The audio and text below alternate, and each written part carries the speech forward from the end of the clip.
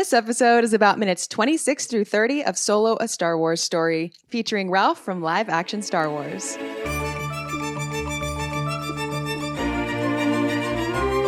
Hello there, and welcome to Star Wars Music Minute, where we celebrate the music and sound of Star Wars 5 cinematic minutes at a time. I'm Chrysanthi Tan, but you can call me Xanthi, and today is all about minutes 26 through 30 of Solo, a Star Wars story, which takes us from Han and Chewie looking over the mountains while, riding some transport, and ends with a campfire scene with Beckett, Val, Han, and Chewie talking about the future and this mission that they're about to tackle. I'm excited to have Ralph back to the show from Live Action Star Wars. We haven't spoken since The Last Jedi. So yeah. Thanks. I'm excited. Yes, I'm excited. I'm excited to talk to you about this set of minutes in particular. And also, thank you for being like a listener and supporter of the show since the very, very beginning. Since the very first season.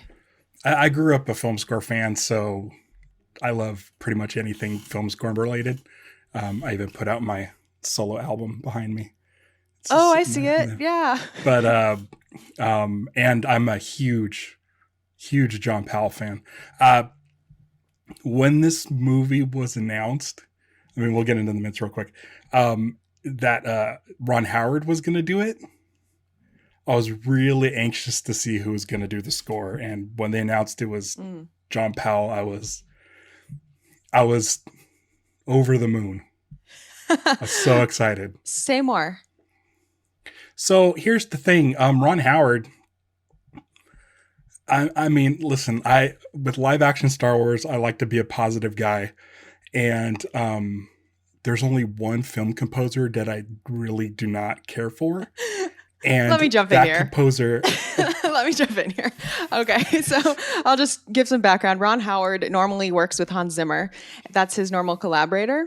And since he was brought on in the film, since he wasn't the original director for the film, John Powell had already been hired. Not knowing that when Ron Howard came onto the film, he actually, he has said in interviews that he called up Hans Zimmer and was like, "Hey, do you want to do a Star Wars?" And Hans Zimmer was like, "Yeah, for sure." And then Ron Howard found out that John Powell was already onto the project, so he had to go back and say we already have someone. And to his credit, Hans Zimmer was like, John Powell will be great. And you've got a good person on your hands. So John Powell used to work with Hans Zimmer. Yeah, exactly. And I'm not going to get into it too much. One of my issues with Hans Zimmer is his process. And I'm not a big fan of his process. And what he does is he'll compose themes, maybe 20 minutes worth of themes before the film is completed. And once the film is done, we'll get 5 or 6 other composers to come and utilize those themes and then score the picture. John Powell was one of those guys at one time and sort of was able to branch off and become, do his own thing. And so I followed John Powell for a while. I think the first time I heard him was in The Bourne Identity. And which is all his other scores are wildly different than Star Wars, except for maybe How to Train Your Dragon might have some of that stuff in there. But I knew when he got Solo, I was like, he's going to nail this. He's going to be able to get the feeling of Star Wars without sounding like a John Williams clone, which, there's no sense in trying to be John Williams because it's never going to sound right. So, when I found out it was John Powell, I'm like, okay, this is going to be a unique, different Star Wars score, but I know he's going to nail the tone. And I feel like he did. I feel like he did. I really like this score a lot. Yeah, I'm excited about the work that was done on Solo. And I guess, we'll definitely be getting into specifics. So we can even just start listening to some of the beginning right now, or the beginning of these minutes. Does that sound good to you? Yeah, okay. Definitely. All right. So imagine a scene where we are easy. Well, I'll just play music and you'll probably be able to picture it. Okay, here we go. And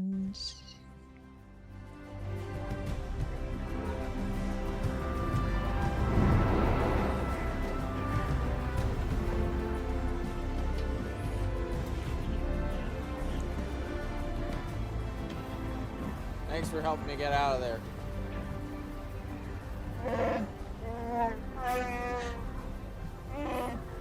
No, they only took you because. Does anything stand out to you about this?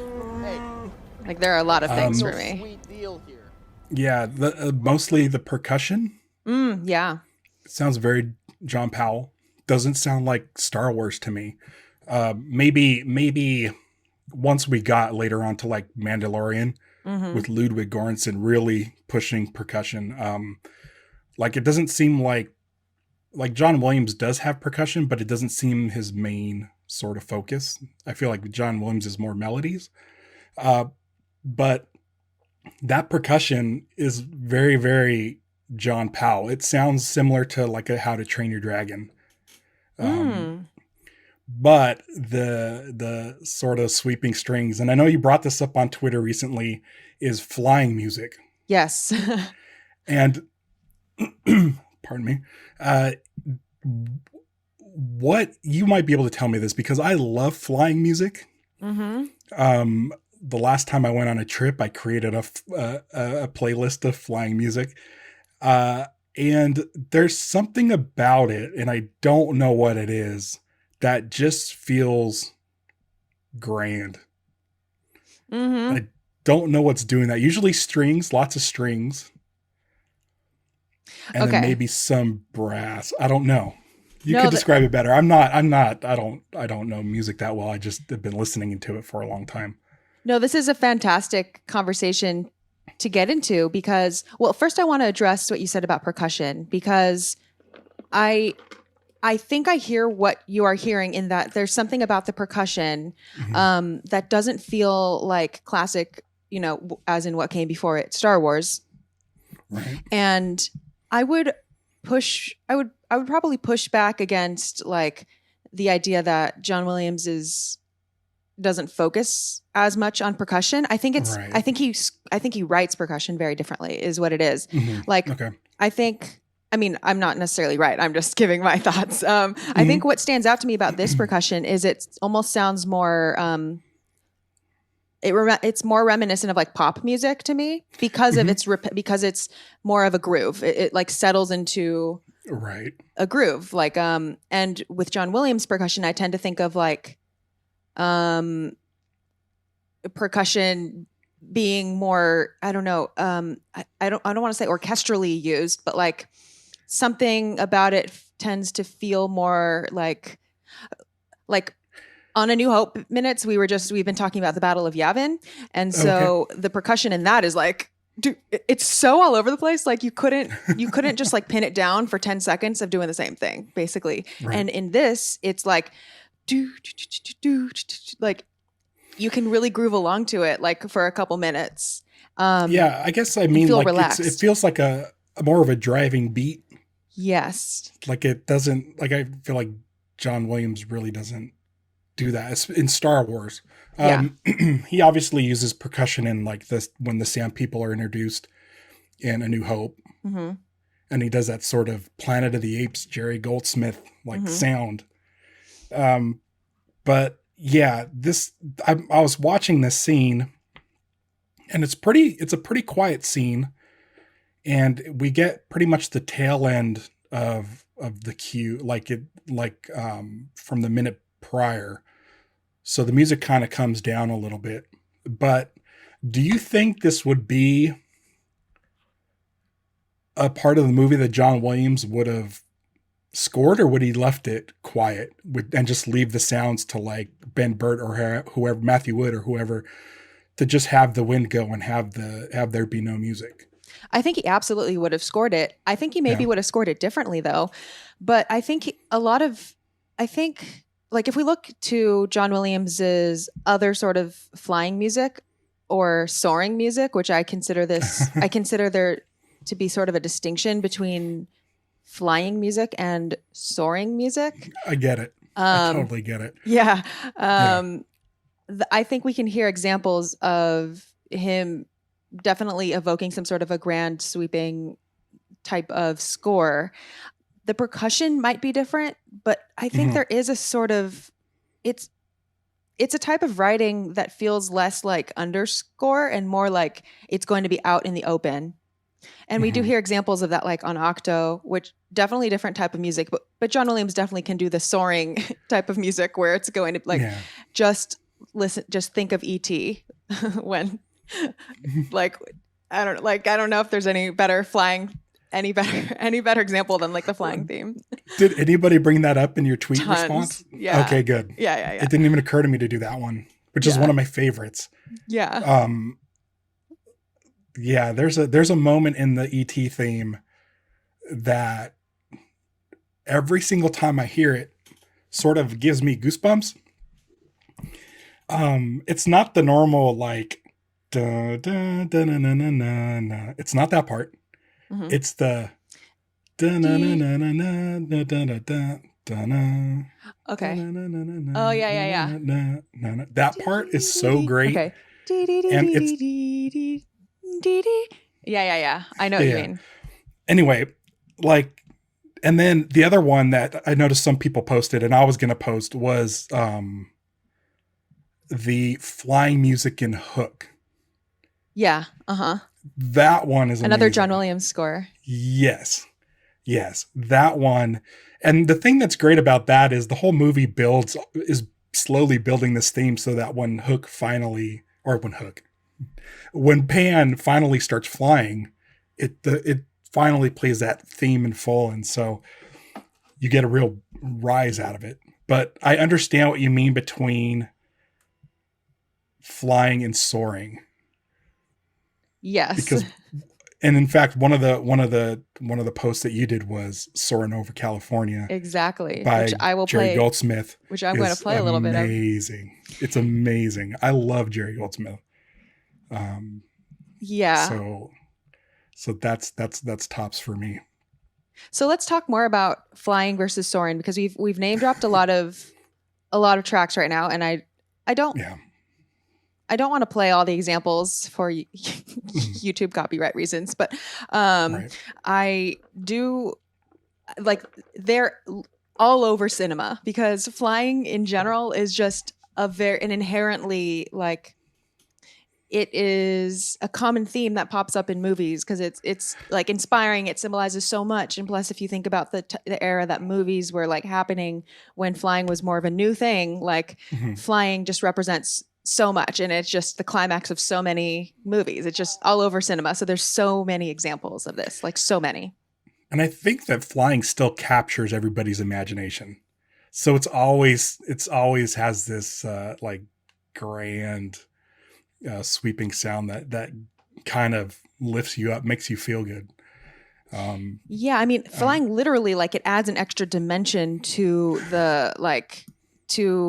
the angle of what we can view. I mean, if we even think of like Attack of the Clones, like when we see traffic happening in the air, in Coruscant, like I just remember like that just unlocked so much imagination for people. I mean, I'm sure even people who don't like the prequels, like I don't know, it just like like air traffic like that. Even thinking about like driving in that kind of situation, like it just becomes such an infinitely more complex matrix to navigate. Yeah. And so flying gives you that like height, which you are not only experiencing the world on a different level, but like you can also look down on it. And because of your position, you can see so much more. It's like the huge wide angle lens everywhere.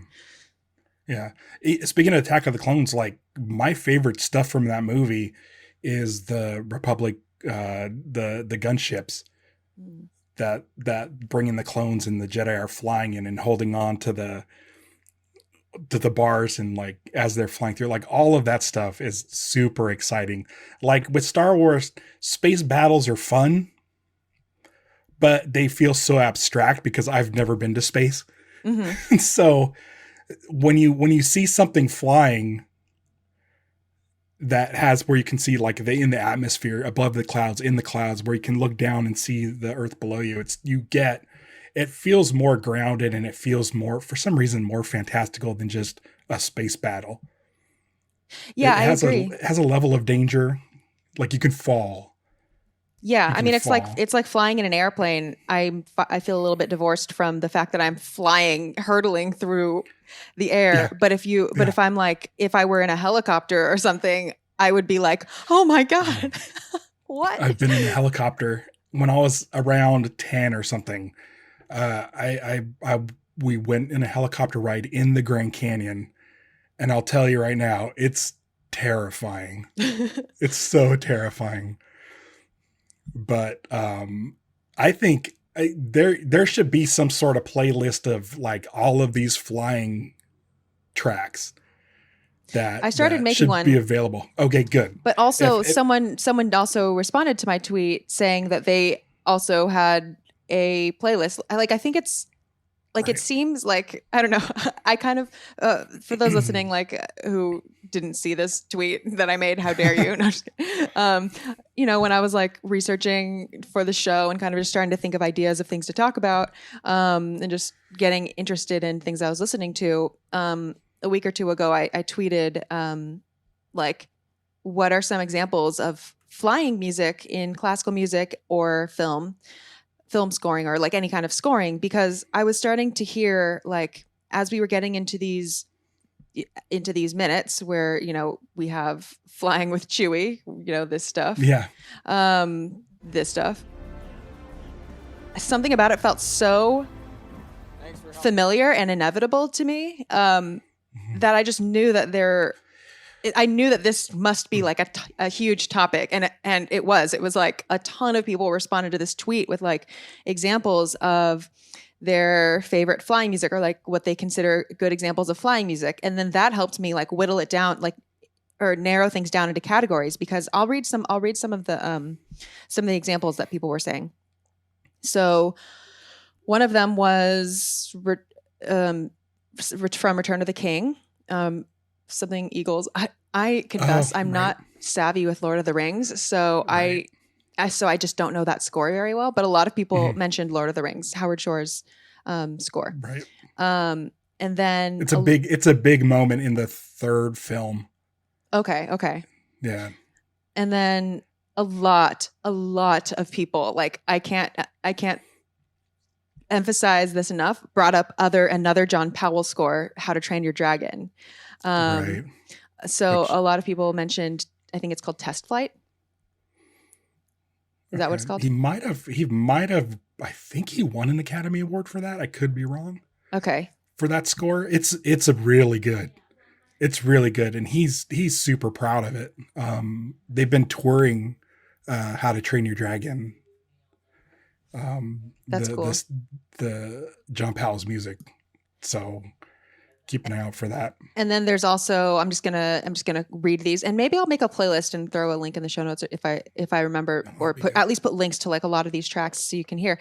And then there's another John Powell one, Flying with Mother from How to Train Your Dragon 2, and then Man of Steel, first flight scene from Superman, and then Hans Zimmer. Yeah, and then there's Flying. Oh no, that was a Beatles one. And then We're Going to Fly Now, which is James Newton Howard. Oh, that's you said that. It's me. I wrote that. Yeah, yeah, from the Green Lantern. I try to put things off the beaten path. I didn't want to put anything, But actually, the examples that you tweeted back, which is why I reached out to you for this episode, was they were actually like, you were one of the first people that responded to the tweet too, and they kind of did help me start categorizing things into different things. And then Flying and Soaring. You said Bastian's Happy Flight from The Never Ending Story, which a few people said. Okay. And that one I think is a really good representation. Frank Lehman said, as far as John Williams goes, you have so many examples to choose from. It's ridiculous. E.T., the indie films, Superman, Amazing Stories, Empire of the Sun, Always, Hook, Jurassic Park, American Journey, AI, HP, Harry Potter films, probably more. People mentioned Buckbeak's Flight from Harry Potter. Howard Shore, Icarus. Yeah, I mean, they're just so many good examples. And the thing that made me start to categorize things into either, shout out to Christopher Tin. This is not a film score, but someone shouted out Sogno, I don't speak Italian, so Sogno di Volare is a near perfect representation of flight, and Leonardo Dreams of His Flying Machine by Eric Whitaker. So anyway, the point is there's a ton of examples, and we were talking last week with Camilla, or I was talking last week with Camilla on the show about, we were starting to get, we were getting into this flying sequence. So we kind of touched upon it. Mhm. And so we talked a little bit about Soarin' over California, like Soarin', the ride at Disneyland, or Right. Disney's California Adventure, Soarin'. And we also touched upon the difference between like zipping through space music. Like there's a difference Mhm. between flying, soaring, and being in space, if that makes sense. Okay. If that and Frank Lehman on Twitter, of course, film musicologist. Oh, and he's the guest next week. It pointed me toward this paper in the Journal of the Society for Music Theory, and it's a paper by Sean Atkinson. Okay. And Sean Atkinson is not a listener of the show, but he wrote this paper that was an examination called Soarin' Through the Sky. I'll put a link in the show notes because it's very interesting, and I think people who are interested in this topic would find this fascinating. It's called the Topics and Tropes in Video Game Music, and there are similarities in scoring. Scoring for film, scoring for video game, scoring for media in general. So even though it's not exactly what this topic is about, he uses like bastions. He references Superman. He references like the opening fanfare in The Spirit of St. Louis. He references E.T. He references Bastion's flight from the Never-Ending Story. He references Harry Potter. So like there's a lot of crossover. And so I read that paper last night, and I should have honestly, like, I wish I had read it a long time ago, although maybe not, because it was interesting that I had some of the same hypotheses that he had a lot more in-depth, analysis on. And he does also talk about like this range from flying to soaring, like how there is sort of like there are like sort of different valences to those things. But what he finds as being sort of common in flying music are sort of like rapid arpeggiations, like we're talking about like thing, and then a tendency to ascend in a melody, like do do do do do do do do do, like in some way going up. Makes sense. Yeah. And then there are certain harmonic qualities too. Like there are certain, it's not present in this one, but there are maybe like in Superman or in some other things, a tendency to go up in fourths and fifths. Like, I mean, if you just even think of the Star Wars main theme, like kind of goes, it kind of is like this heroic kind of sound. Obviously, so it depends on the type of film that you're scoring and like the type of mood that you're going from. But there are just, multiple large ascending leaps is a thing. Certain instruments are also a thing. Pushing the melody higher toward a cue is a thing. And so with these things in mind, maybe we can listen to this again and then compare it to Soarin', which is, I feel like it's the closest thing to this cue out of all of these, like I think the closest thing is this Soarin' piece of music, which again is just the score for the ride, Soarin' over California, or Soarin' over the world. But that's too much detail. California was the one that Jerry Goldsmith scored. Yes. And then when Soarin' Over the World came along, he had already passed. And so I believe they someone adapted. I don't know who, but adapted his music. But the Soarin' over California. Yeah. It's the one. Yeah, I agree. So so let's listen to this cue from Solo again. And pay attention to the drums, like the way that it grooves in a kind of repetitive pattern. The way that the strings kind of, I don't know, the optimism of it, the pacing. Yeah. Did you want to add something? I was going to say the optimism of it is it's so key to this movie. Yeah. Because at this point, we haven't seen Han Solo fly yet. And so that's all he wants to do is fly. And so this is the first time we see him like In the sky. in the sky. And so John Powell like scores that to make it important and uplifting, and the whole galaxy's ahead of him now. He's not confined to a Lady Proxima or the Empire. He's out there. He's not, trapped by the Imperial Army in the mud pit. He's been washed of all the mud, and he is now free. And so it's such like the fact that they put this scene in the air is perfect. It's perfect. So the music reflects that, and I'm excited. I'm excited to listen to it again. Yeah. And also so I like that. I like that the way that you just put that, because I didn't realize. You're right. We haven't seen Han Solo fly yet, and this is such this cue. It feels like it's just a taste of how he feels in the sky, which is happy. Like he feels good Goosebumps. in the sky. Yeah. It's goosebumps. I love it. Yeah. All right. So.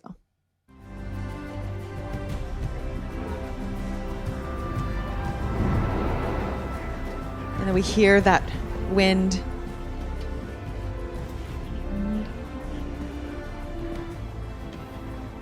Thanks for helping me get out of there.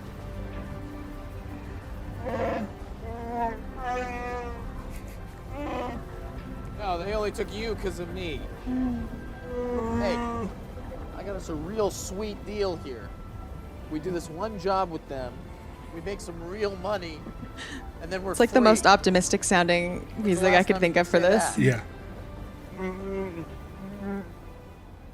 a while for me. I mean, it's so, It feels like it would be music that you would hear at the end of a movie, at the end of a happy movie.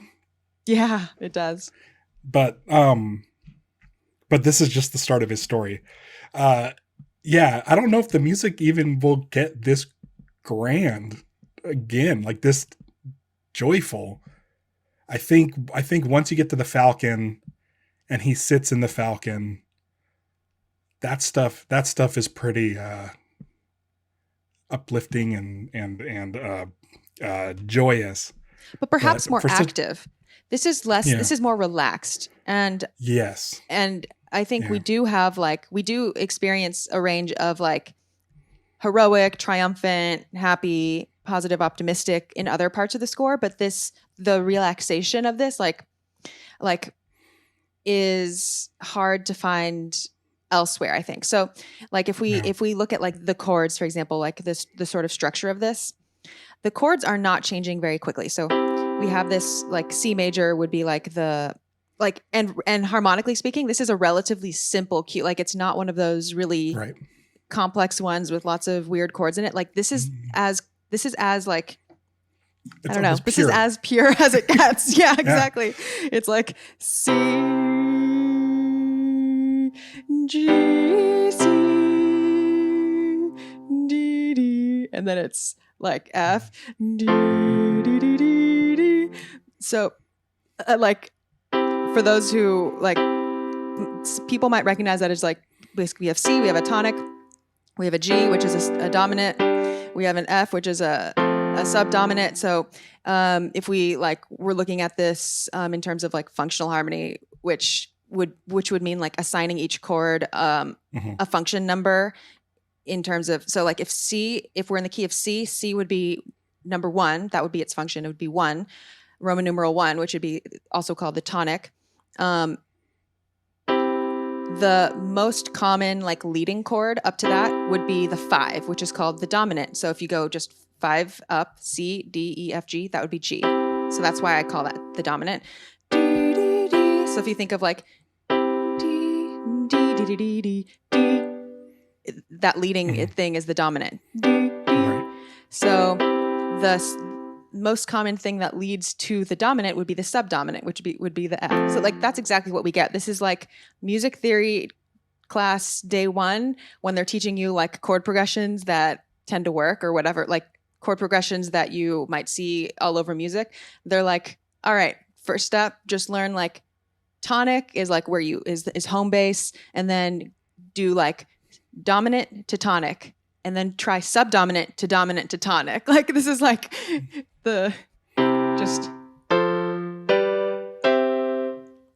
it's so pure. It's very pure. Yeah. And it unravels over a long span. So like we have long notes, like just literally the notes are being held for a long time. Long time. Yeah. One. Sing.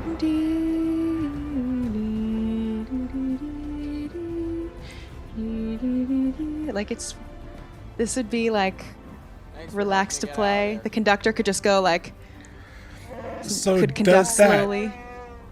So does that sort of familiar chord progression, is that also part of what makes this relaxing to the audience? Is it might be something, it might feel familiar to us, and so we're able to relax along with the characters? I think that has a lot to do with it. And I think really like, cool. Yeah, I think that's why like like I always say there's definitely no one way to read music, to analyze music. We, the listener, are trained by, our perceptions are guided by everything that we've been used to hearing. And so same with the drums, like we're used to associating this kind of relaxed, like the strong beats are few and far between. And what we get in between is a lot of like little tender beats, like a lot of them, like, I don't know, it's like a familiar feeling that feels like calmly predictable to people. And what's good too, I feel like a lot of us standing where Han is standing on this sort of what looks like just a rickety sort of platform they're above nothing, like would be scary to us. Yeah. But there is this sense of familiarity and it's comforting, and it's not a scary moment for Han. This is a great moment for Han. And so just the music, it's so funny because just in this, short, probably 20 seconds, like it just shows you how much a composer can sort of get across what you should be feeling. Exactly. Like music is one of the biggest, music and sound are like, I think, the biggest manipulators in movies, honestly. If you scored this a different way and just focused on the shots of like looking over the mountains and seeing how high up they are, like it could be a completely different scene. Right. And so this is a good example of how the music can take care of us in the moment and make things that could be read as either very scary or sometimes even very gruesome or very tragic.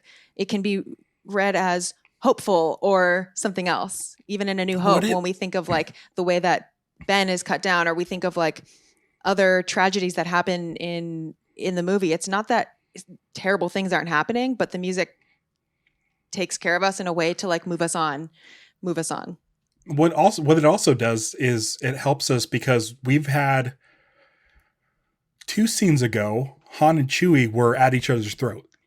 Yeah. They were, even when they escaped the pit, they were trying to go off in separate directions. Mm-hmm.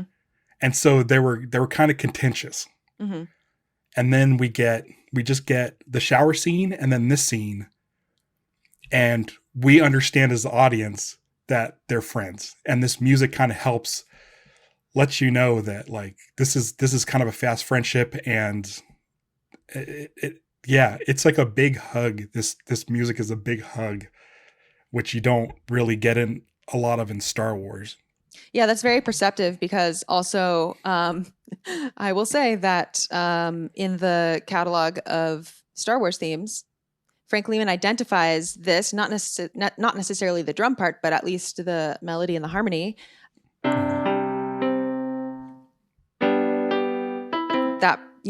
That thing, which I don't have enough keys to fully, as the Han and Chewie motif. So, in fact, it's not necessarily just the fact that they're Soarin', although the orchestration of it and everything has a lot to do with the fact, like it all works there. But when it comes up later, it also is like Han and Chewie.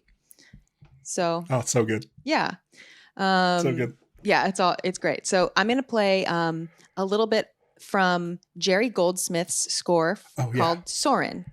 And I just, listeners, I encourage you to think about what may or may not strike you as similar.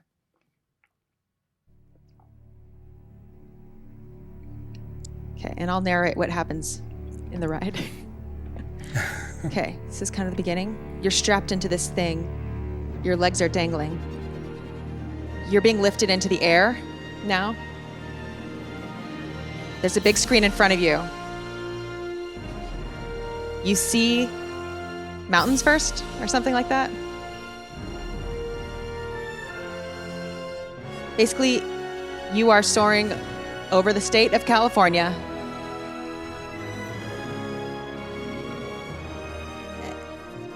And now this is the part where you really are like flying. Like the ride moves in a way and the wind kind of, moves past you in the ride in such a way that makes you feel like you are, I don't know, parasailing? I don't know what it's called. Not parasailing.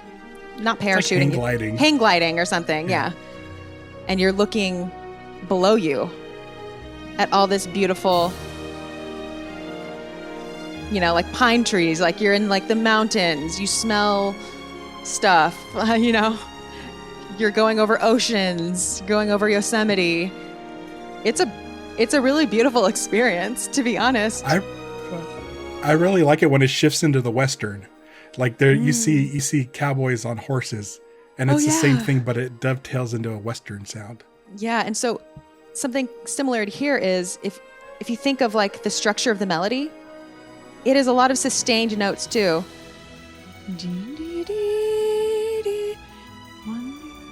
Like it almost has the same lilt, right? Mm-hmm. 1, 2, 3, 1, 2, 3, 1, 2, 3, 1, 2, 3.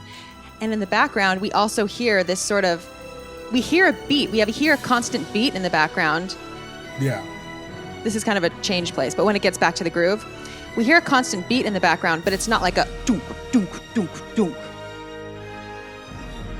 Okay, well, we're about to get back into it. It's like a light.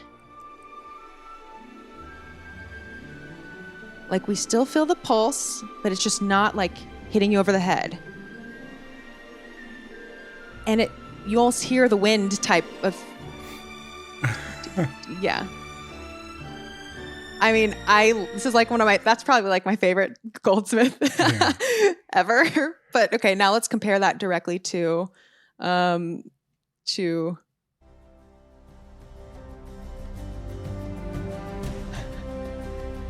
this is solo, right? Kind of the same groove, right?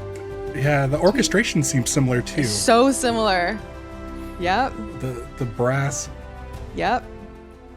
So, Soarin music, I'm telling you. Yeah, I dig it. I dig it a lot. Also, John Powell, much like Jerry Goldsmith, likes to use like electronic percussion. If you listen to the beginning of Soarin, that sort of beat has a sort of an electronic sound to it. Mm-hmm. It sounds like an arpeggiator. Yeah. Like a synth of some sort.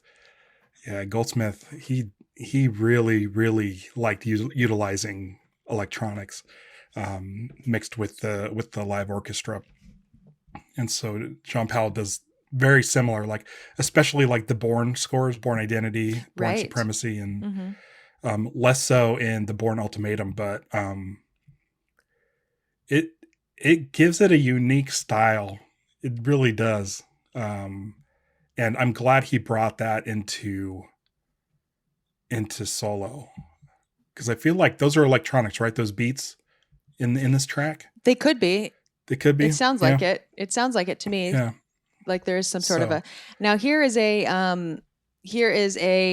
It's not really a twist, but it's I think what happens behind the scenes in scoring we never completely know, and John Powell, of course, did have people helping him out.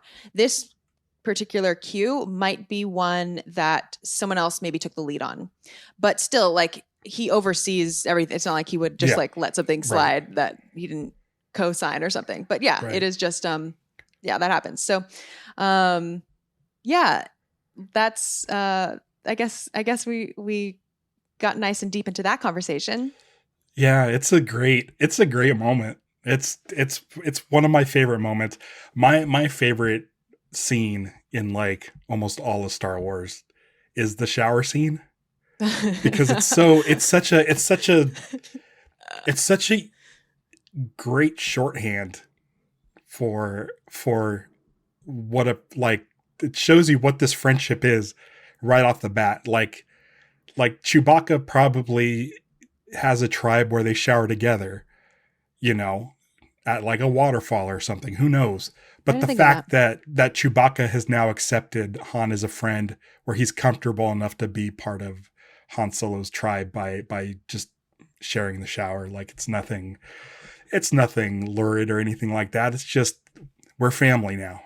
And it's such a great shorthand to, you don't have to sit there and explain this whole time how they became friends. It's a nice, quick scene, and paired with this scene, it's really great. It just shows that they hit it off right away. And that music definitely ties those scenes together really well. Yeah. Really well. Okay, so let's get into another part that I wanted to bring up, because it's another, I think it's our first instance of another theme that comes up. So. Okay. There's no way Enfys Nest even knows about this shipment. Only my guy has the intel. Well, you better be right. Yeah? Because sometimes you put your faith It's very in the soft. wrong people. Our whole future depends And on this one school, and you bring that was it. We only hear hints of it right now, but did you hear like in the woodwinds in the back? It's like a foreboding. Yeah, it is. It's almost similar to like the Emperor's theme. It's very quiet, very menacing. Yeah, I guess so. It's showing that there's danger. It's almost like foreshadowing danger.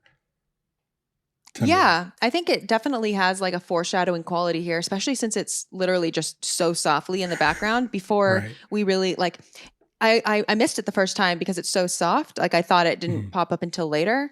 But because when it pops up later, like this theme later, it pops up full orchestra, like, and then it's with the Bulgarian choir.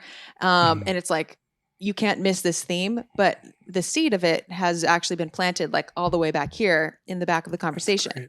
So let's get into it from a little bit earlier, just so we can hear. Ahead of the competition on this one.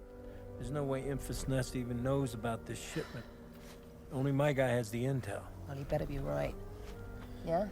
Because sometimes you put your faith in the wrong people. Our So whole that's future it. depends on this one school, Yep. and you bring in amateurs. Yep.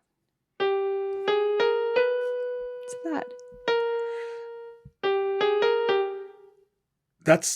Is that Enfys Nest's theme? Yeah. Yeah. That's the chanting. Yep. That's later funny. on, when we hear it later on, we hear it more rhythmically defined. So like here, when we hear it more, it's more amorphous, and that's why it is maybe harder to pick up on, and maybe it feels more foreshadowy. It's slower. It's like before, and then later when we hear it, it's definitely much more in a much stricter tempo. It's do do do do do do do do do do do. That feels pretty unique for a Star Wars theme to me. It doesn't sound like Williams, which is nice. Yeah, that's because it is basically Balkan. It's basically Bulgarian music. Yeah. It's written in definitely not like a Western modality. It's it's definitely. I'm going to try to. I'm like nervous. I'm always nervous to talk to like former teachers, but I studied Balkan music, like musicology in grad school, and I also I'm half Greek, so I have studied a lot of Greek music and played a lot of it, and dipped into like Bulgarian music and all this stuff too. And I really want to ask my former my former professor on the show. I don't know if she's a Star Wars fan, but she would be able to like talk about Bulgarian women's choirs in particular. Like she taught me so much about that whole world that I feel like it would be like a necessary discussion to have in the context of this film. Right. I don't think she would have to be a Star Wars fan. Oh, I know. I think Yeah. I think it would be like an important. I own so many soundtrack albums to movies I've never seen before, and I just love them on their own, to the point where when I actually watch the movies, I'm like, oh, this isn't how I thought it was going to go. But yeah, that sounds like a great discussion. Yeah. I'd like to know more, because Yeah. of all the themes in this movie, Enfys Nest stands out to me the most. Yeah, and I think it sounds the most unique, I think, for a Star Wars movie. Yeah, and I think in order to analyze it, I think we need to have like a perspective that is not just from the like Western music theory perspective, but I think we need to have the perspective also from someone who understands like and lives in more of the like Bulgarian side of things. I wouldn't be nervous about it. I think it's. I know. I'm like nervous about talking to a Thor. Like, I know. I'm like, yeah. I think you'll be fine. Yeah. I need to just see, this is like therapy. I'm feeling bolder, you know. Yeah. Like, dear professor, blah blah blah. I was in your class 3 years ago, and I was really inspired by. I have this Just clip show this called part out Star and Wars send it to Music her. Minute. It's a pretty specific type of show, but it's okay. You don't have to. Anyway, yeah, it's an It'll interesting be pitch. fine. But anyway, Yeah. so here, yeah, of course, this is the Enfys Nest. This is the first Enfys Nest theme that will come up much bigger in the next set of minutes, and then also toward the end of the movie, of course, when we meet Enfys Nest. So yeah, that's wanted to touch upon that. And of course, that happens when Val and Beckett are kind of talking about bringing Han and Chewie on board with their plan, and they bring up Enfys Nest, and at this point, we don't even know what Enfys Nest is. Like it doesn't even sound like it's the name of a person. It's just like it's this looming, like, I don't know, threat, competitor, something that they're concerned about, but we just don't know much about. And so, but the thing is, the music's great because it'll let you know, oh, that's who they were talking about before. Yeah. It's a little bit of it's the composer. Like, I've seen it a lot. You'll see it in like, there's a James Bond movie called The World Is Not Enough, where somebody says something, and in the music there's a little piano do do do do do that just plays under that thing. You don't notice it, but then when the bad guy says it later, the same thing, he goes do do do do do again in the score, and you're like, oh wait, she said that too. So they're together. Yeah. So this kind of, it's nice, this foreshadowing. It just lets you know something's coming. You hear it in the music, and then finally later you get the sort of reveal. This is what we were talking about earlier. I don't know how composers do it. Well, it's so like just laying the track and telling the story musically. You know, it's really for me it's super exciting. It's super exciting because I went and watched these minutes. You sent me the link. I watched the minutes immediately. I watched them again today, and I never picked up on that until you just pointed it out. But I guarantee you my brain knew about it when I watched it the first time, and then every time since. Which I think is like the ideal circumstance. I think when things become so obvious that it's like, I don't know, it feels a little bit, and of course, this is a spectrum, and for some people it's very exciting, and some people are just more sensitive to when things are really obvious. So yeah, your mileage may vary, but like when I hear something that's such an overt reference that it doesn't feel subconsciously special anymore, it just makes me feel maybe kind of infantilized as an audience member a little bit, like, wow, you think I need it that much? Like, but I should say that, like, I should say that I probably don't. I don't necessarily represent everyone, but it's tough. It's tough. Like, I've been listening to film score since I was 4, and that's 41 years now. Because I'm 45. I just turned 45. Happy birthday. Every movie I go to, I try really hard not to pay attention to the score. And if they do it right, I don't pay attention to the score. So there's certain things where it's tough because I love the music so much, but sometimes it could be distracting. And I feel like it's probably more on my shoulders than the composer's shoulders, because I feel like the majority of people don't pay attention to music as much as I do. But sometimes something will just get under my skin. And it usually, I mean, again, I don't want to bring up Hans Zimmer, but there's some stuff that gets done where I'm like, why are you doing that? And I'll like sit there and like analyze the music instead of just watching the film. Yeah. Well, I mean, we all have like our sort of pet peeves and things that we pay attention to. Right. And sometimes we don't pay attention to them until we realize it's even a thing, and then we can't stop noticing it. Like there are tons of those things with me where it maybe wasn't a big deal until like something tipped me over the edge, and then I just can't stop hearing it that way. And it doesn't just happen with music. It happens visually. It happens with, stylistically, with writing. It happens with any, like, kind of, it's almost, It's the example is this. So I grew up watching Star Wars my whole life. Mm-hmm. I have copies of the VHS tapes sitting here. Oh, good. I got a fan on the show. I didn't notice the stormtrooper hitting his head in the Death Star until I saw it on the big screen in '97 for the special edition. Steel Saunders would have a bone to pick with you. And now that's all I see. So there's just certain things that once you see them, you can't unsee them. And so it's tough. It's tough, especially when music is played throughout. You just hope you don't get distracted by it.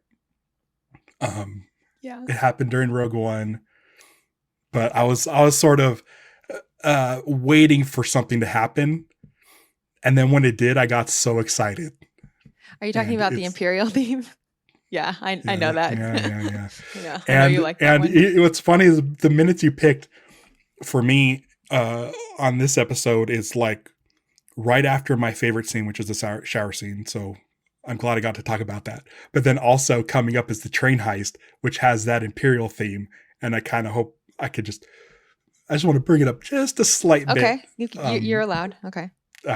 But so look forward to this in the next couple episodes. Yeah. During the train heist, as soon as the range troopers, the stormtroopers there's a shot of them setting their foot on the train on the outside. They step into frame. Mm-hmm. John Powell plays the old Imperial theme from 1990 or 1977. I know what you're talking about. So it's one of my favorite themes. I don't know why. I think is just because it was only really in the 77 Star Wars. So it's super nostalgic for me. And it never appeared again until Rogue One and Solo. And then also in Rebels. And I think in Bad Batch as well. Mm-hmm. But it's funny that you knew I was going to have to talk about that stupid theme again. Yeah. I love it. I know. Different guests, different Star Wars people I know have different. Yeah. That's my thing. It's sort of like when I used to work at a restaurant, I would creepily remember everyone's order. It happens. I worked in retail and you just know what people are looking for because you start getting into the rhythm of things again. You start getting comfortable and settle in and everything. Yeah. Well, I don't know what your order at this restaurant is, thankfully. So, but I know what theme you like. So, that's the thing I order is anytime I hear that theme, I get so excited and I'll tweet about it. And it's because it's a thing that was created the same year I was born and then like abandoned. And so it's like a brother to me. So every time I hear it, it's like, oh, are you the same age as Star Wars? Wait, I'm 3 months older than Star Wars. I was born February. That's so cool. February 77. So wow. Yeah, I know. That's a cool claim to fame. Yeah, that's cool. That's very cool. I'm an old man. No. Okay, we're now like there's not going to be music for a while, but there is one thing that I want to talk about, and it's Rio's voice. So okay, let's just hear a little bit of that. Putting our lives in the hands of morons. You guys morons? No. No. See? We're not morons. Look, I waited a long time for a shot like this. I'm not about to screw it up, all right? Here we go. Come on, Val. He looks so sincere. Plus, have you ever tried to disinvite a Wookiee to anything? Not a good idea. This is not funny. Look, I have great instincts about these guys. And I want to keep hearing till the end of this one line. Other options. I just hope you know what you're doing. I know exactly what I'm doing and why. We're gonna clear our debts. Go back to Leon's. And I'm finally gonna learn how to can play hear that fire Valachord. in the background. You're never gonna learn how to play the Valachord. She's right. You are tone deaf. So what's your sub story, Flyboy? Oh, me? You're after something. I know the look. What is it? Revenge? No, it's not revenge. Look at him. If it's anything, it's a girl. Oh, a girl. Tell us about the girl, Han. Is she nice? So the way that the dialogue is mixed, it Mhm. feels like it's all coming from the same place. Yeah. Yeah. It's a little bit distracting for me. What I think is strange when I watch these minutes is that I almost expected the Qi'ra theme to show up at some point during this conversation. It feels like a natural place when he's not saying why he's doing it and Val figures it out. I feel like that would be a spot where you would drop in music, but the fact that they don't, it's pretty nice. I feel like especially with the prequels, there might be too much music going on. Like there's not really a lot of time to breathe where it's just conversation and it's quiet. Even the conversation between like Qui-Gon Jinn and Boss Nass, like you're still getting sort of music in the background. So for Star Wars to have a scene where it's just talking and the only sounds you get is talking and campfire is pretty rare.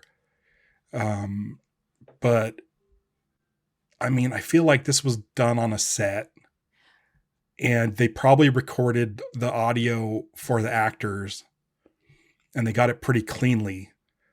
But Jon Favreau probably did his lines after the fact. And so I feel like they try to mix it so his level sounded like he was with them. So it all has sort of a kind of even tone. Yeah, I don't know. perhaps. I don't think it sounds like he's with them though.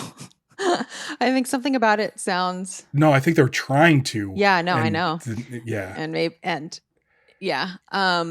So slight possibly rebuttal. I don't think it's that unusual to hear dialogue without music in Star Wars, but also I haven't gone through all of the movies with the same fine-tooth comb that I have with these few. I guess one of the things that's sort of different about the scene, I guess, would be, and it's not necessarily just the music is always there, but there's usually always sound. So like when you have the scene in the Millennium Falcon with Obi-Wan and Luke with the training remote, there's no music during that scene, but you're still getting the hum of the ship. You're still getting the chessboard pieces in the background. I see. You're getting active sound design, basically. Yeah, and this one, I mean, usually you would get like either a wind howl or something, but this is like literally just dialogue and the fireplace and then whatever pots and pans you hear in the background. It's such a quiet scene. Maybe what it is, because it's not quiet because we do have the crackle technically, and then later on, Beckett does a spin with his pistol, and that has sound to it, and there's like the sound of them doing stuff at the campfire. But I think maybe what it is it sounds not. This could be not a Star Wars movie. Maybe it just sounds like. Maybe it's just the difference between it just being a campfire scene, any old campfire scene with any old pistol, or like, this could be from any movie here, with the exception of like of Rio's appearance. But maybe that's it. Like maybe it's like not hearing the hum of a ship or a lightsaber or something like that. I don't know, but something about it just feels. I'm a little bit taken out in this scene. And also, I don't know what it is. Like, I don't know what it is. It could be any element. It could be any element that is subconscious. I just don't know exactly what it is. It could be the acting. the more characters you add where you're acting two things where it's not not all the elements are there at the same time. Like, Chewie's voice isn't entirely there. Rio's voice isn't probably entirely there Rio's appearance isn't entirely there when their actors are shooting. Right. Like, I don't know what went on in this scene, but something about this scene feels forced to me. I don't know. It just, I feel a little bit taken out of it. Also, I want to call attention to they name the Valachord, a Star Wars instrument. Yeah. The Valachord. Now, this is interesting because I believe we have never heard the Valachord being played. Mm-hmm. And so I went on this deep dive of what does this thing look like? What the hell is it? And I'm sure, I have no doubt that at probably Alex on Star Wars Minute will probably open up his visual guide and probably show the audience when that episode comes out. But I did look up some photos, and this instrument, first of all, I just have an inherent fascination with all Star Wars instruments. I want to see them. I want to hear them in action. I want to see how they work and how they play. I want to see if there's diegetic music associated with them. I want to see if it lines up with the actual construction of the instrument. In the Cantina Band, you can look up all those instruments and I can listen to the Cantina Band track and I can think okay, the one that sounds like a clarinet is the one that looks like that. The one that sounds like this is the instrument that, looks like that. All the other stuff is this other instrument, the bandfill or whatever, because it is or the Omnibox, because it can kind of do electronics and stuff. So I try to match that kind of stuff up. And so with the Valachord, there's I have pretty much no reference for it, but so trying to think about what it looks like. Also, if I ever cosplay one day, I definitely will go as someone that plays something. So I just want to know what instruments I can pick from. So if you're watching on YouTube, I've put up a little picture of concept art for the Valachord. And I think, did Phil, I don't know how to say his last name. I don't know how to say it. You know what I mean? It starts with an S. I'll put the link in the show notes. Either he made this or someone else did, but I got it from one of his tweets, I believe. And I think it's in the book. But okay, what it looks like, and I'll try to describe this for listeners. It looks like a gigantic harp, but with two sets of strings. But there are also keys. Oh, I think Matthew Savage may have done this concept art. Okay, there are also keys, as if you were going to press a piano or something. But there are also two long barrels that look kind of like an alpine horn, like an Alp horn. Right. So I have so many questions about what is going on here. I've just put up another picture. So, it's huge. Crap, man, that's okay. Okay. Yeah. Okay. So, but I'd never seen the Valachord before. I assumed it was also a harp type instrument just because I think it says chord and I associate chords with strings. Yep. But I thought it would be more like a handheld, one of those little like a Celtic wires. Harp, small thing. Yeah. But I like that. It's kind of cool. It does have a sort of maybe a piano thing to it. I didn't realize it had keys. Yeah. And maybe the strings, you know how you used to play telephone with tin cans? Yeah. Maybe the strings vibrate and the sound travels through those tubes and out the alpine horn. Okay. So maybe the keys strike the strings and then the sound comes out of the openings. Maybe that's it. Because the way it's crossed, the strings look like they crisscross, and that would be impossible to play plucking the strings. But with the keys, you can hit them with hammers and the sound, I think, would travel through the horn. You're right. It does look like they crisscross. And I don't think it would be impossible to pluck them if you stay above the part where it crosses. But if you plucked it it would have to be set in such a way that if you plucked at maximum strength, the vibrations wouldn't end up hitting each other. They wouldn't vibrate so large, so big that the strings touch each other. So there would have to be adequate clearance. I am dying. This I want to hear instrument, it. I need to hear this instrument. I need it. It looks really cool. I know. It won't Yeah, even those like, strings 100% have to crisscross. yeah. Oh, Okay. and he's got foot pedals. Yeah. Okay. Yeah. Okay. So, listeners, I look up this part on YouTube. We're at the, I think, like hour and Good. 5-minute mark. Look up on YouTube or look up concept art by Matthew Savage. This, it shows like a creature playing this instrument, and it's so huge. It's so many things, like it could be a wind instrument. Like you could pluck it. You could maybe press keys that do something.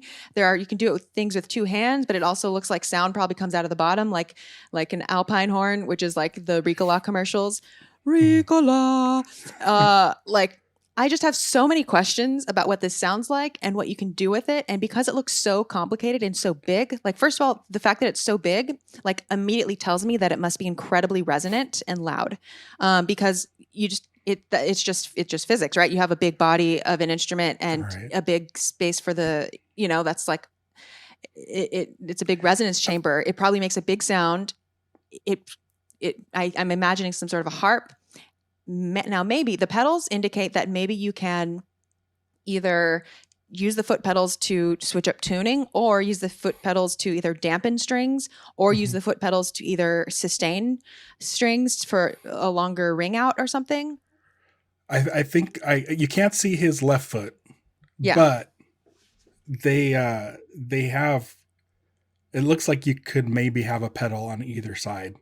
Yeah, and it looks so like you possibly can maybe dampening or sustaining. Yeah, and it looks like you can maybe use one side to pluck the strings and the other side to press keys. Like you have options. Yeah, it makes me For think sure. that maybe this is just like one of those instruments, like when the one-man band stuff started happening, right? When you have like all the instruments on basically in one, and also even the drum kit, it was created sort of as a way to like have all these instruments in one package. This might be one of those multifaceted instruments where you can play it like a harp, you can play it like a piano, or you could play it like a horn. Like maybe you can do all of those things. I don't know. I need to hear it. I feel like I'm looking at it. I feel like it would sound like a mix between a harp, piano, and like didgeridoo. Yeah. Like a piano sort of nice string sound, but have that sort of wow sound that goes along with it. I don't know. It's cool looking. I'd never seen one before right now. And 100% need to hear what it sounds like. Yeah, I would say I agree with that. I would say maybe instead of a piano, it probably sounds more like a harpsichord, because the harpsichord predated the piano. The piano is actually an amazing technological invention, but prior to the piano, there was this thing called the harpsichord or the clavichord, things basically where it looks kind of like a piano on the outside, but inside of the box, instead of having a hammer that hits the strings, which is what a piano does, it was like this little hook that when you press a string, there's like a hook that plucks the string. So it's kind of like a proto harp. So that's why when you hear harpsichord music, you don't have the same like dynamic. It's not as smooth and fluid and dynamic as a piano. It only has like basically one level because it's plucking something. It's harder to play when you play a harpsichord. I mean, they're rare to find, but if you basically go to like music school and there's harpsichords and people playing new music and Baroque ensembles and stuff like that. And I believe there was someone who played a Baroque musician, I think may have played the Valachord in this movie, but it didn't make it into the movie. But like it was never something that we heard. It was something like just to on screen playing, basically, like just the appearance. So yeah, I think those keys might not. I don't see any hammers to hit the strings, but maybe those keys are plucking the string like a harpsichord. I don't know. That's great. I never knew how a harpsichord worked before right now.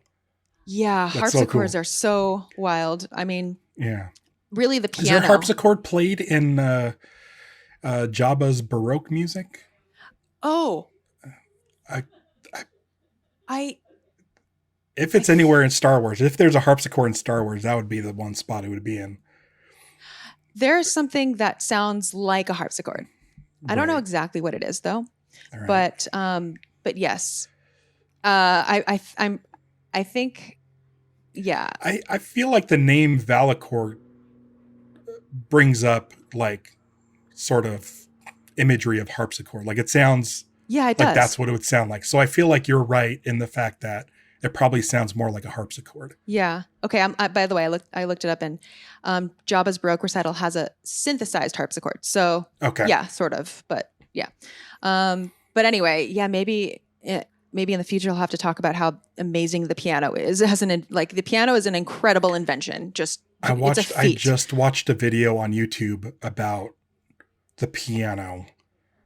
It's a channel it's Mark Rober, and he created essentially a talking piano. He filled a piano with all kinds of electronics to make so where it would play like 10 keys at a time to synthesize what a human voice sounds like. Oh, interesting. But it's an actual player piano. It's not a synthesizer. Oh, it's curious.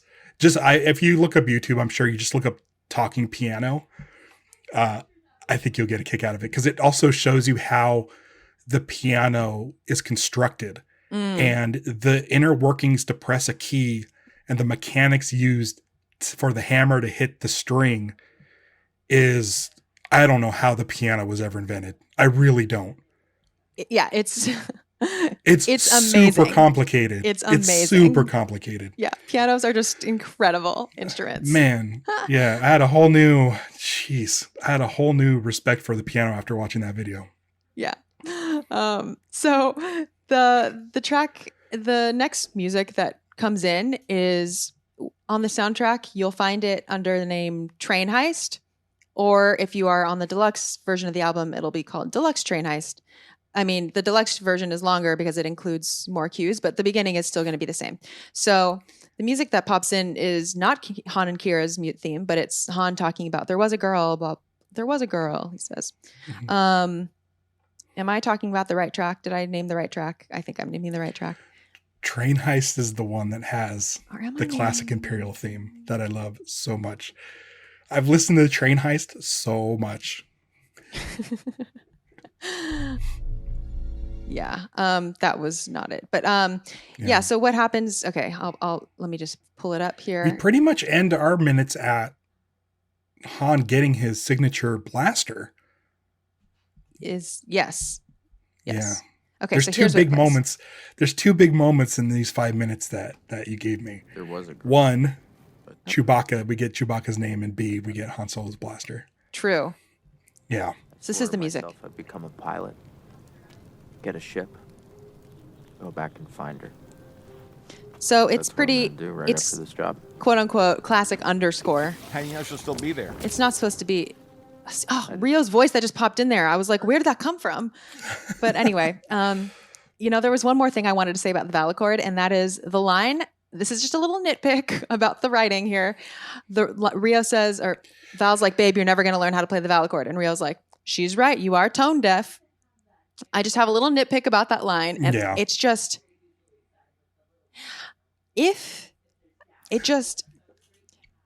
first of all, tone deafness is, true tone deafness is rare. And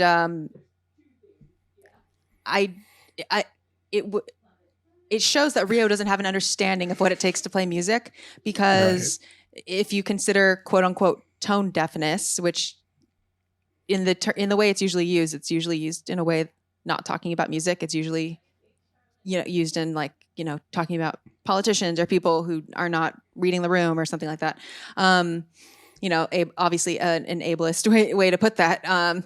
And here it's just to play something where you press keys, you actually wouldn't need, first of all, you wouldn't even need that much specificity in your ability to distinguish between pitches. Like it wouldn't be like it would be harder to sing than it would be to accurately play the Valachord, put it that way, because or to play the violin, there's no frets, you have to go completely, you would have to train your ear to be able to distinguish between pitches. But to play something where there are defined keys, like a piano or something where you pluck, it is different. You actually, as long as you know where to put your fingers, you wouldn't. It would be okay if you didn't have the best pitch. It would be okay. You wouldn't you wouldn't need it. Yeah. You would need it to sing, yes, but not to necessarily play the Valachord. So that's just my little nitpick. Yeah. As soon as I heard that line, I was like, oh, this is opening a big can of worms. I know it. Yeah. I know it. Yeah. I'm like, what does playing an instrument have to do with being tone deaf? It doesn't. I always associate depending on the instrument with singing. Yeah. It depends on the instrument. With some instruments, you need it. Like I play piano and I play violin. On piano, it's the one thing that I never, ever have to worry about is tuning. On the violin, that is a major, major part of playing violin is honing your tuning and working on tuning and getting things in tune and playing in tune. On piano or on guitar, once your instrument is already at a baseline level of being tuned, which on piano you might update the way a piano is tuned like every couple of years or something, like, and a professional would just come and tune it in one fell. So like once it's already calibrated, you don't worry about tuning. You just worry about playing the, things. Now it would impact things like whether you can play by ear and figure out new things, but just having to mechanically like press the right notes and practice the patterns of the notes, you wouldn't need, you wouldn't need it. And just looking at the way the Valachord looks, I'm just assuming, so I don't know for sure, except for the part where you are blowing into the horn, perhaps. I don't think you would need that much pitch accuracy. Plus, when you play music, like maybe Beckett is quote unquote tone deaf right now, but when that's the thing, when you start learning an instrument, that's how you that hones your ear. You don't have to have like amazing pitch to just try playing an instrument. You learn on the job. Like that's how you grow. You don't have to already, So I wouldn't want someone listening to this to ever not try playing an instrument because you don't have a honed ear yet. Like that is actually something that that most people can work on, that you can get better on. It's not a fixed, just like if you listen to this podcast, I don't know, hopefully, like if you've listened to, I don't know, hopefully if I've done my job okay, like hopefully you are already can pick up on more things than you were before. Yeah. This is not fixed. Yeah.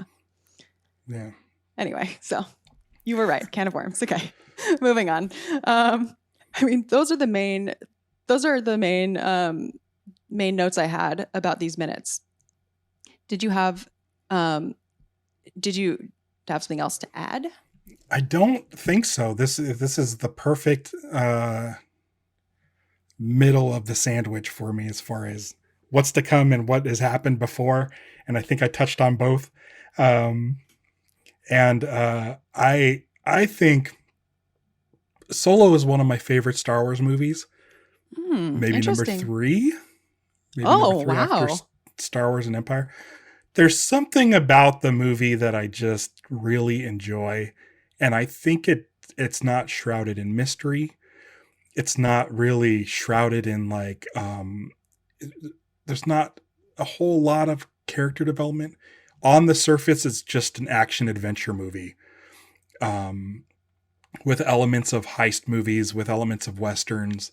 And it just is like, here's a story from A to B. And it just happens to have Han Solo and Chewbacca in the center of it, and that's it. It offers some world building, but it doesn't really affect too much. It's a blip on the radar of the grander scope of the Skywalker saga. It doesn't really affect anything between the Empire or the Rebels.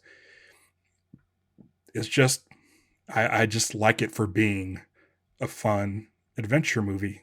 And that's really what I like about the original Star Wars from 1977. It was an adventure movie. There wasn't the characters are pretty much their archetypes, and they don't really have huge arcs. Han Solo, who's the smuggler, does end up having the heart of gold and helping the rebellion. But like Princess Leia from beginning to end is like, you know who she is. Luke Skywalker, you know who he is. So I liked that about Star Wars. Even though I love all the Star Wars movies, like there's something in the sequel trilogy that I'm not really into the whole, who's her parents? Who's, it's that kind of stuff. it gets too deep. Like it should just be an adventure movie, a fun adventure movie that should be taken sort of not too seriously. They're for fun. They're for fun. Well, and for me, Solo is like just for fun. It's not really offensive. It's not soiling years of Legends books or new canon books or anything. It's just this adventure that's sitting off to the side that you can just kick back and just watch. And, you know, I feel like even though you can nitpick a lot of stuff, I feel like this movie's the least nitpicky because the story is it's just a fun adventure. Yeah, like it's sort of harder to critique because it's not trying to be anything more than it is, basically. Right. I appreciate you sharing that perspective and sharing your like excitement for this movie with me because this is my least favorite Star Wars movie. And that's the thing, I get it. I mean, it just different people look for different things in Star Wars, and that's obviously okay. So I enjoyed talking to you about this. There's no wrong ranking of Star Wars movies. Of course. Yeah. Speaking of ranking, this is a good time to transition to the Star Wars Music Minute Questionnaire. All right. I'm excited. All right. So in exactly 3 words, what does Star Wars sound like?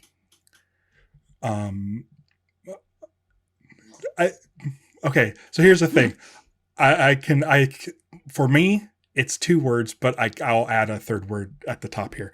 Cause I would say, I'll say old and lived in. Like there's something about the Star Wars sounds that I always feel. How about instead of old, how about organic?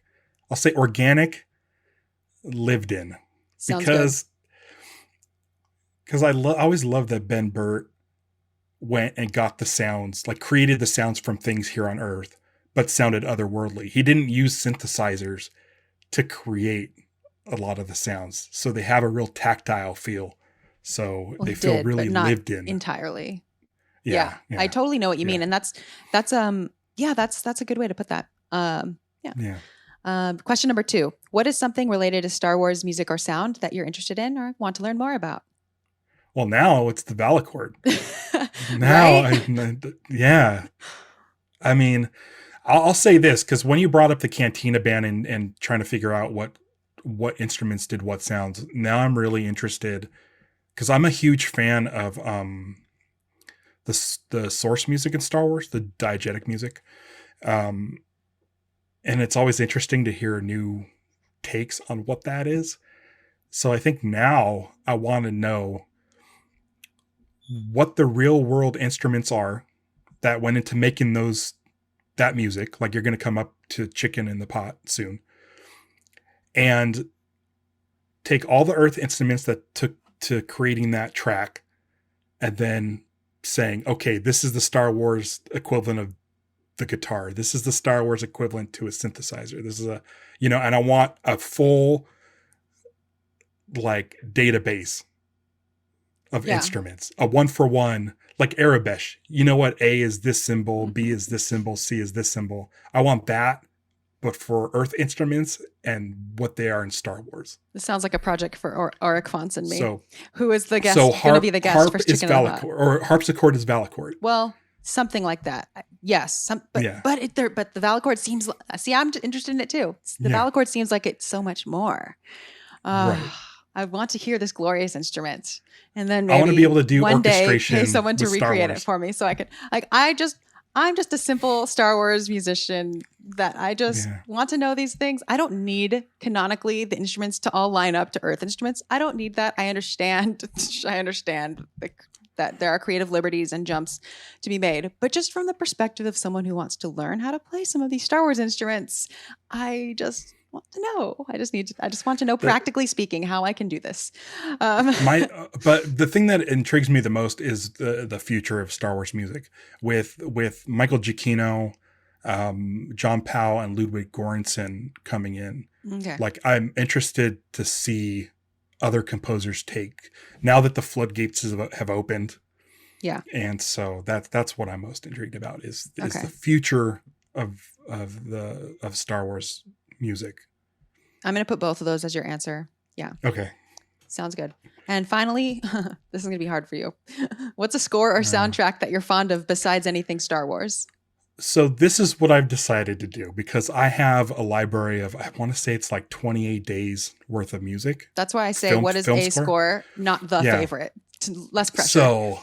So this is what I decided as far as this question goes is this score is composed by John Powell, and not a lot of people may not be familiar with John Powell.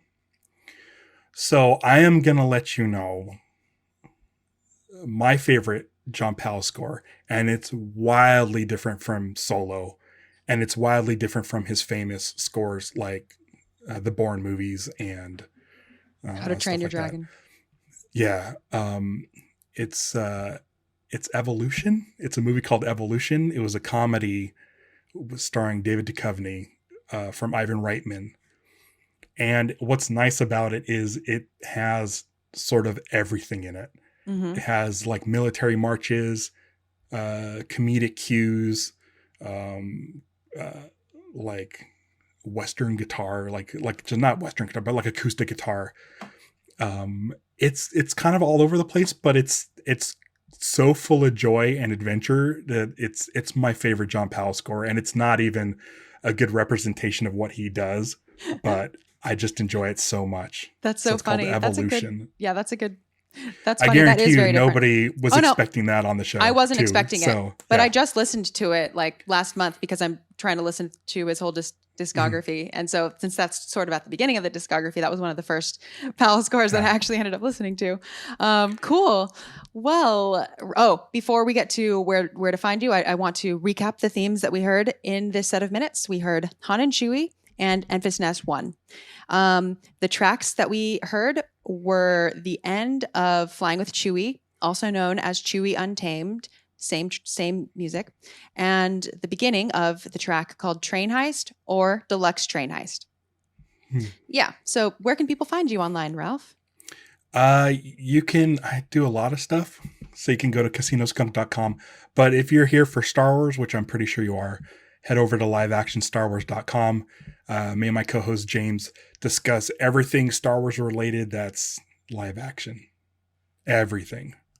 And then this is Franz, who's been very, very kind your cat's been so good in the background there. Yeah. Well, thank you so much for coming on Star Wars. Thanks for having me. It was really fun talking to you. I rarely get to talk about scores, so I'm glad I'm able to do this. Thank you so much. And thank you. It was you added a lot to the conversation and to my understanding of the scene. So, yay. And I now know what a harpsichord is. Yeah. That's a good deep dive to go down. And listeners, we'll be back next week. You can find me online at the usual places. I'll put all the links in the show notes.